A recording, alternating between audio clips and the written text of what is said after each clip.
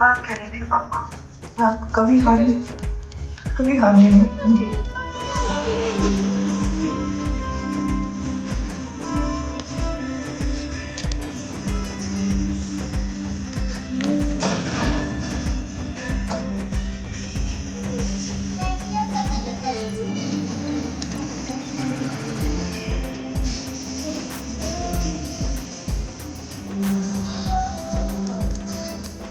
जो लोग मेहनत का साथ नहीं छोड़ते, किस्मत को भी उनका हाथ नहीं छोड़ते। जो तेरे नैनों से टपके तेरे होठों पे ठहरे वो गीत अब अपना कमजोर हो गए और डिफेंस में कमजोरी के लिए कोई जगह नहीं। जो सीना तान के तू चल दे